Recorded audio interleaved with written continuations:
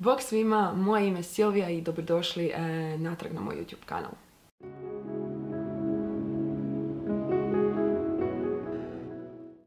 Evo, današnji video moram priznati da sam jako dugo htjela snimit. Zapravo prije kad sam vodila blog htjela sam vam pisati o tome, a onda sam shvatila da je ovo bolje snimiti jer ne možete vi neke stvari dočarat pisanjem onako kako možete video formatom, znači samim video.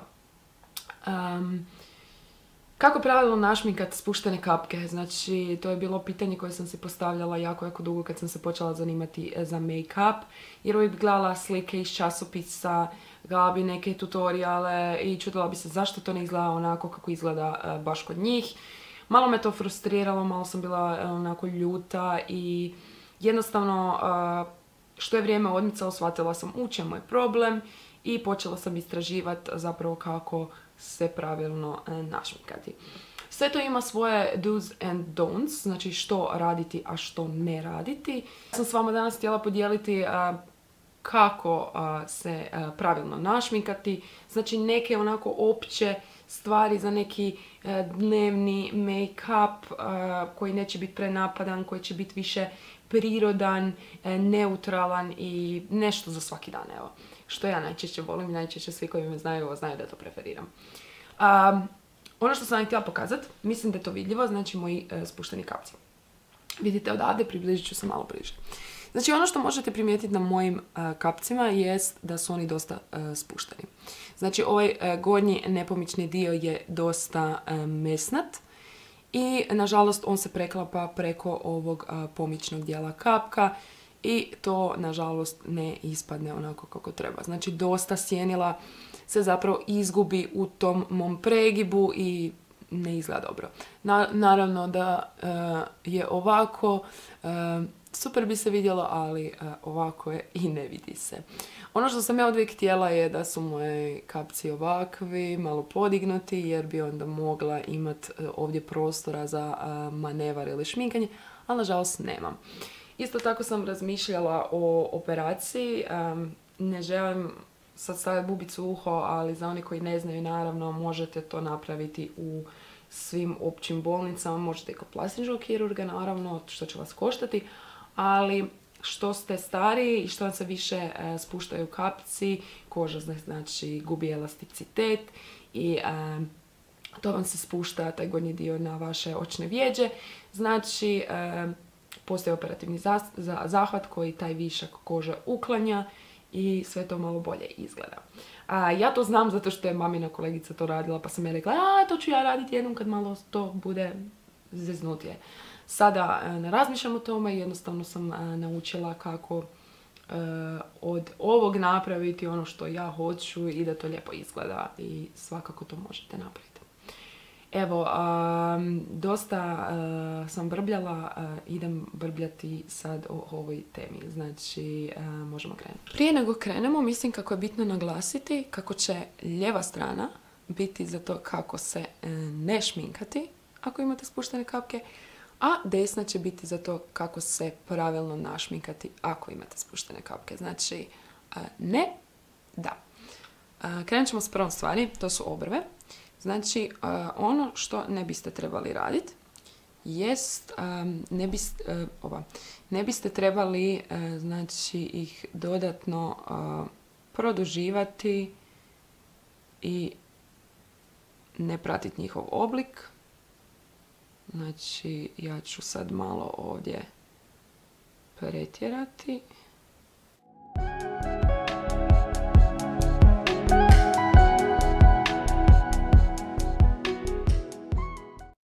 Ovo nikako ne bi trebali raditi jer vidite koliko ste zapravo sad dali prostora ovom ovdje dijelu.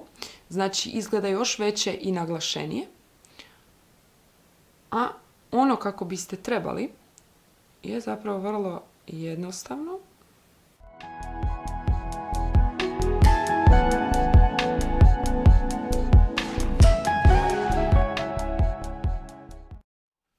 Ovu ovdje stranu sam jednostavno pratila svoj prirodni oblik obrva i nisam baš ništa dodavala. i nisam ništa pretjerivala. I samim time možete primijetiti koliko je ovo oko otvorenije i koliko ljepše i prirodnije izgleda, dok ovo mislim da je očito. Neki ljudi produžuju krajeve trepavica, to jest krajeve obrva, jer im to otvori oči, ne znam, nemam pojma. Što se tiče znači spuštenih kapaka, ovo je način koji biste trebali ocrtavati i ispunjavati svoje obrve. Sljedeća stvar na redu je baza za sjenila ili ti korektor, što god vi koristite. Znači ja koristim najčešće korektor, danas ću koristiti Aura Correct Me, moj najdraži korektor. Znači ono što ljudi najčešće ne rade, ne znam da li još uvijek, ali to je da ne stavljaju bazu za sjenila na kapke. Kad imate spuštene kapke, to je nešto što jednostavno morate, inače će vam se precrtati i sjenila neće lijepo izgledati. Znači ja volim staviti preko cijelog kapka.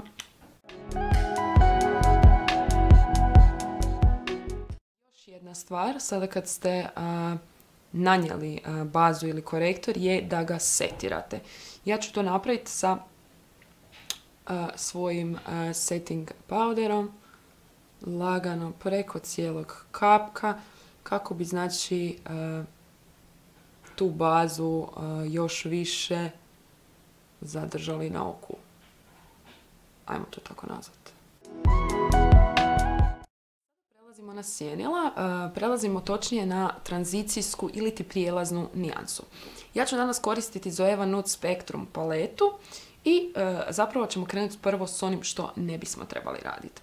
Znači uzet ću nijansu, lagano ju otresti i s obzirom da nemamo bazu, krećemo znači sa nanošenjem nijanse.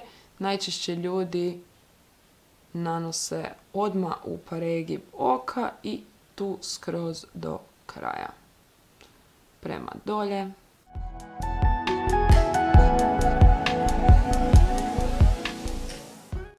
Ono što ne biste trebali raditi je definitivno ići skroz ovdje do kraja i nikako ne biste trebali baš ići u sam crease. Ja ću sad preći na ono oko koje bi pravilno trebali. Znači ono što pravilno trebate jest ići malo iznad crease-a.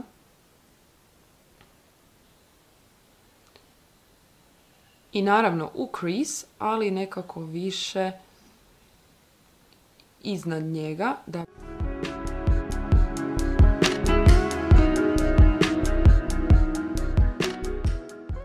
što svakako želite je uzeti još kist i malo bolje zblendati.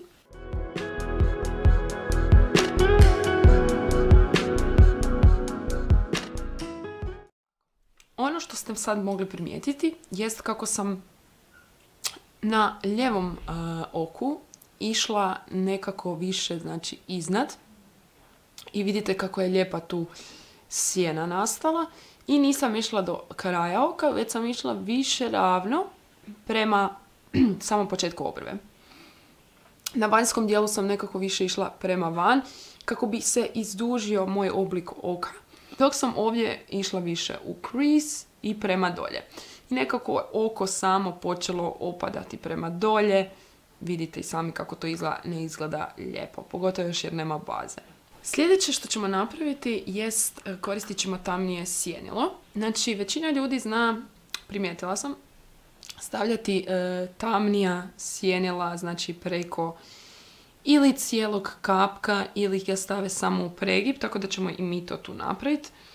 Ja ću koristiti ovo malo tamnije, neću ništa pre tamno, jer radimo neki prirodni look. Znači, većina ljudi opet, ponavljam, stavljaju u crease do kraja. Ništa znači gore. Ovo možda nije dovoljno tamna nijansa da vam prikaže zapravo kako to izgleda.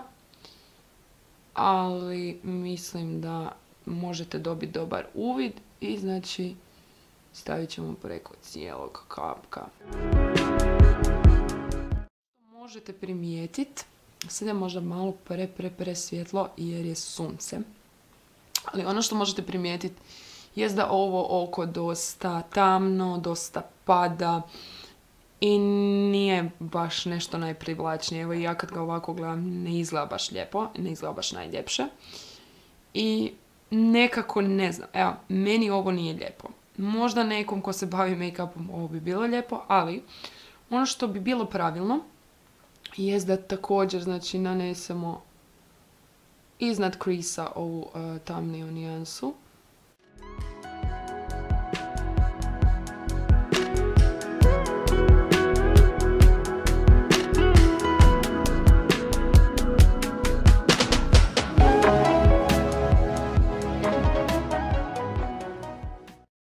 Sam još jednu nijansu, ali mislim da ćemo na ovo oko još jednu, čisto da ga malo još više produbimo, da dobijete taj neki dojam. Također, evo, i ovdje ću malo produbiti. Znači, možete primijetiti koliko je ovo oko lijepo, lagano našminkano, a lagano se otvara dok se ovo zatvara. Evo sada možete malo realnije vidjeti kako to izgleda. Malo sam postavke postavila drugačije. Znači, sada ćemo uzeti tamniju nijansu i nanjet ćemo ju ponovno kako smo nanijeli ovu. Znači, u pregib samo do kraja i preko kapka, čisto da vidite kako to izgleda.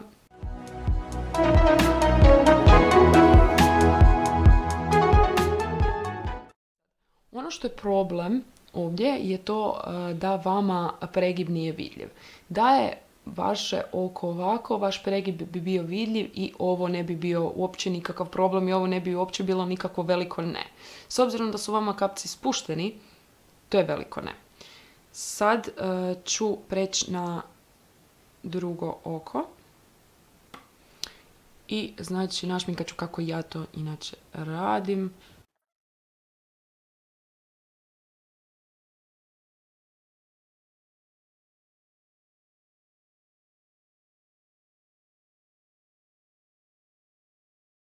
Je itekako uočljiva, vidite koliko je ovo oko lijepo otvoreno i koliko ono ljepše izgleda. Prelazimo na donji kapak. Ono što većina ljudi radi kao pogrešku, znači na ovoj desnoj strani, je da uzima ovu tamnu nijansu i nanosi ju duž cijele donje linije kapka.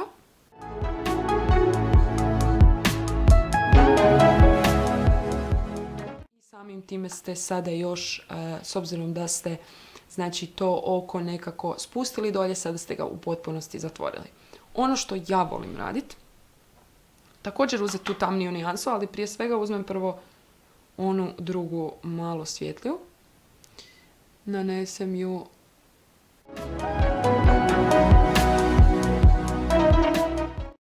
razliku itekako koliko je ovo oko lagano izduženo. S obzirom da smo na desnoj strani već cijeli kapak našminkali, preostaje nam samo unutarnji dio kapka što se tiče lijeve strane.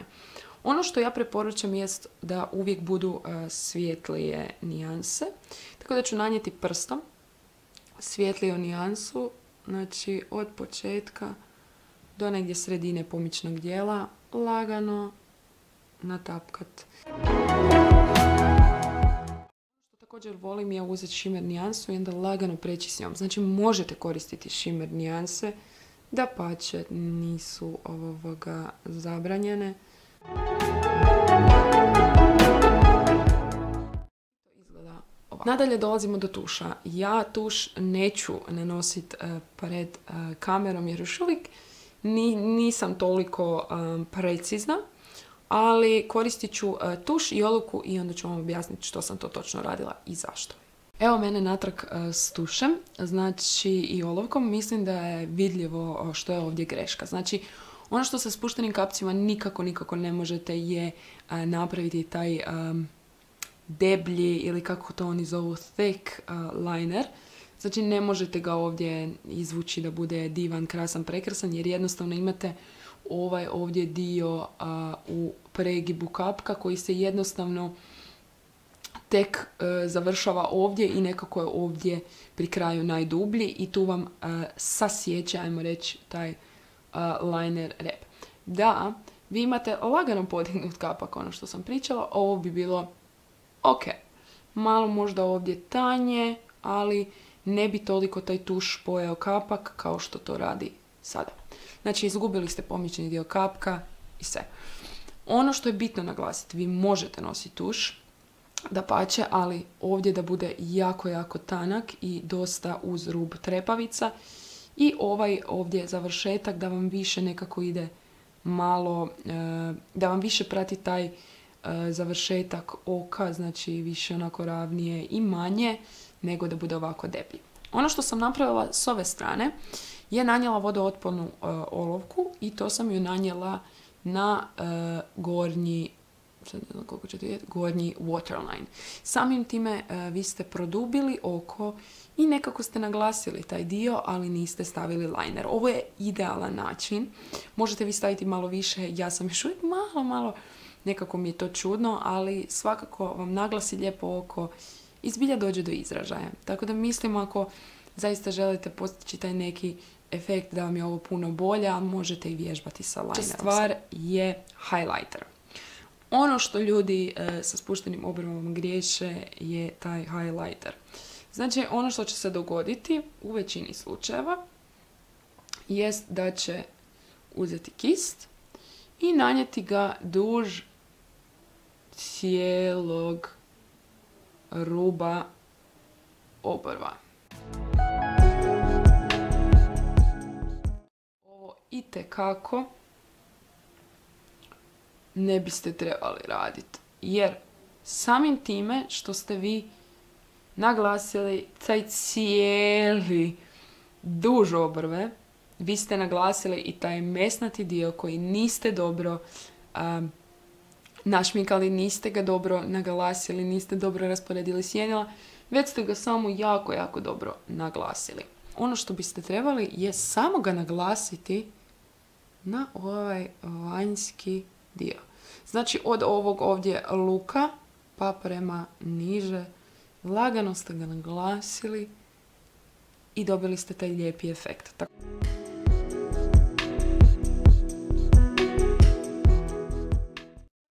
Dolazimo do maskare i umjetnih trepavica. Ja svakako preporučam umjetne trepavice, ali ne preporučam one koje imaju onaj debeli dio koji lijepite, znači taj završetak, i ne preporučam vam jako, jako guste, velike trepavice. Ono što je bitno kod spuštenih kapaka i umjetnih trepavica je da vam umjetne trepavice budu što prirodnije, da vam ovaj unutarnji dio bude malo kraći i da možda ide prema tom nekom većem, ali one trepavice koje ja naprosto obožavam, sad ih tu tražim da se ne okrećem, ali ne mogu. One trepavice koje ja obožavam su Ardell 120 Black, one su ovako dosta prirodne. Možete vidjeti da su ovdje zapravo dosta, znači, kraće i onda se lijepo šire prema van. One jako, jako lijepo izgledaju, uvijek ih možete vidjeti na meni kad radim neki look, tako da ste mogli primijetiti koliko mi dobro naglase oči i cijeli taj make-up. Sada idemo kod pogreška što se tiče maskare, jer ja danas trepavice neću stavljati, nekako se baziram na taj dnevni make-up look. Ono što je itekako pogreška kad imate spuštene kapke je da ne uvijate trepavice. Vama se trepavice i ovako i onako neće vidjeti, tako da, znači, ljudi najčešće samo nanesu ovako maskaru. Ono što ja volim raditi i nikako ne propuštam jest uvijanje trepavica. Pazite da ne izgubite trepavice, jer se znalo događati najboljima. Znači, jednostavno ih lagano uvijem. Samim time ih podignem.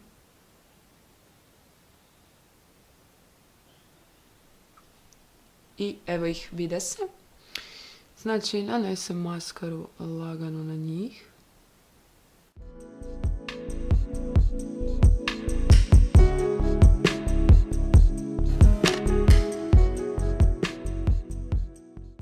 Suma sumarom ovako izbliza. Mislim da možete primijetiti koliko ovo lijevo oko izgleda lijepo, otvoreno, ima neki taj oblik. Znači, ovo je svakodnevni look koji možete nositi. Znači, trepavice, se vide, nisu se izgubile, onako su jednostavno naglašene i nemate linera, tako da ništa nije pojelo vaše sjenilo. Evo nas iz daleka, da vidite kako to izgleda kad ste s nekim ispred, kad gledate cjelokupnu sliku. Mislim da je očito što ćete raditi, a što nećete raditi, i mislim da je ovo nešto što želimo prekriti i ne želimo ovo vidjeti, a ovo je nešto što je ipak prihvatljivo i laska vašem obliku i tipu očiju. Dapače, spominjala sam vam, možete nanositi liner, možete stavljati umjetne trepavice, ali jednostavno sve to morate prilagoditi svojem tipu i obliku očiju. Jer inače nećete dobiti nešto što će vam se svidjeti i neće to lijepo izgledati na vama. Evo, ja sam ovaj video napravila kako bi pomogla nekima od vas koji možda s tim imaju problema i ne znaju kako bi. Ja se nadam da sam vam zaista pomogla. Ako imate bilo kakvih pitanja, slobodno mi ih ostavite u komentarima i to je to. Nadam se da ste uživali, ne znam, evo, pogubila sam se koliko sam ovo snimala, u koliko dijelova. Zaista se nadam da je ispalo gledljivo, ako nije, ispričavam se, ali evo, pokušala sam vam prenijeti neke svoje savjete, neke svoje smjernice. Budite dobri, mazite se, pazite se, volite se. Bak.